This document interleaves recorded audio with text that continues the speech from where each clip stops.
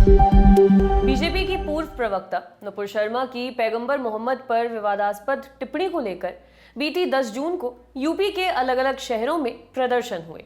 कुछ जगहों पर इन प्रदर्शनों के दौरान हिंसा भी हुई। पुलिस ने कार्रवाई करते हुए हिंसा के आरोपियों के खिलाफ एफआईआर दर्ज की। पुलिस की तरफ से इन आरोपियों के पोस्टर भी सार्वजनिक जगहों पर लगाए गए। इन पोस्टर्स को लेकर बहस की स्थिति बन गई है। एक तरफ पुलिस की इस कार्रवाई का विरोध हो रहा है और दूसरी तरफ इसे सही भी बताया जा रहा है। विरोध के पीछे तर्क दिया जा रहा है कि न्याय का एक बहुत जरूरी सिद्धांत होता है कि जुर्म साबित होने तक आरोपी को दोषी नहीं माना जा सकता। साथ ही आरोपियों की निजता को लेकर भी सवाल उठ रहे हैं।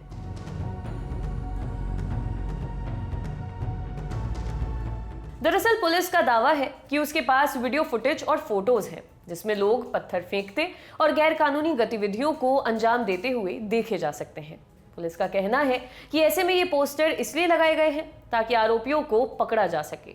इस बीच कुछ सवाल उठ रहे हैं, वो ये कि आखिर किस कानून के आधार पर पुलिस ऐसे पोस्टर जारी कर सकती है। यदि ये आरोपी हैं तो क्या तब भी पुलिस ऐसे पोस्टर्स जारी कर सकती है? क्या आरोपियों की निजता नहीं होती है? इन सवालों के जवाब देते हुए इलाहाबाद हाईकोर्ट ने 9 मार्च 2020 को एक बेहद महत्वपूर्ण आदेश दिया था। इस फैसले की जरूरी बातों को विस्तार से बताएंगे। उससे पहले ये बताते हैं कि किस मामले पर न्यायालय ने ये ऑर्डर पारित किया था।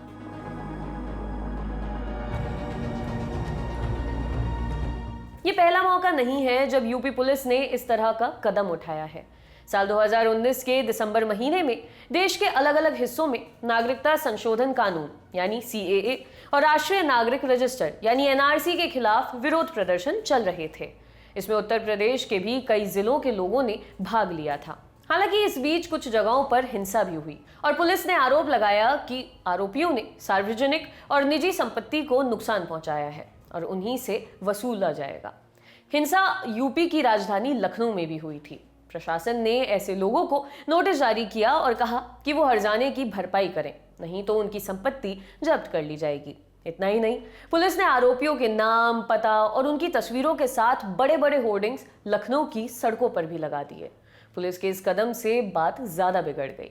इलाहाबाद हाईकोर्ट ने इसे लेकर नाराजगी जाहिर करते हुए मामले पर स्वतः संज्ञान लिया और लखनऊ तथा राज्य के बड़े अधिकारियों को मौजूद रहने का आदेश दिया।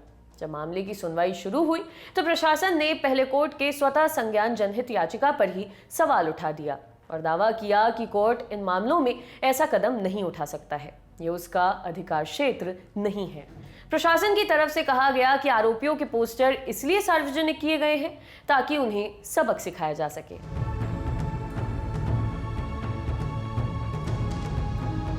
इलाहाबाद हाईकोर्ट के तत्कालीन चीफ जस्टिस गोविंद माथुर की अध्यक्षता वाली पीठ ने प्रशासन की इन दलीलों को सिरे से खारिज कर दिया। कोर्ट ने कहा कि इस तरह आरोपियों का पोस्टर लगाना निजता के अधिकार का खुला उल्लंघन है। दुनिया भर में निजता को मौलिक अधिकार के रूप में मान्यता मिली हुई है और ये लोकतंत्र के महत्वपूर्ण मूल्यों और मानवीय गरिमा को दर्शाता है। जस्टिस गोविंद माथुर और जस्टिस रमेश सिन्हा की पीठ ने कहा था, कुल मिलाकर हमें यह कहने में कोई संकोच नहीं है कि राज्य की कार्रवाई लोगों के निजता में हस्तक्षेप करने के अलावा कुछ और नहीं है। ये संविधान के अनुच्छेद 21 का भी उल्लंघन है। कोर्ट ने इस बात पर जोर दिया था कि उत्तर प्रदेश पुलिस द्वारा कुछ चुनिंदा लोगों के खिलाफ कार्रवाई करना उसके सेलेक्टिव रवैये को दर्शाता है।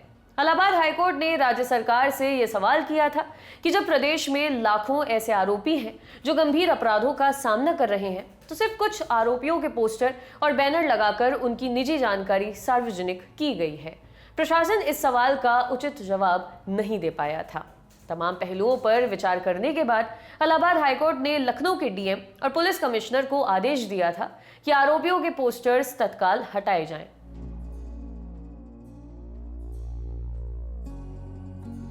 खास बात यह है कि न्यायालय ने राज्य सरकार को स्पष्ट रूप से यह भी निर्देश दिया था कि बिना किसी कानून के लोगों की निजी जानकारी शामिल करते हुए ऐसे पोस्टर्स सड़कों के किनारे न लगाए जाएं।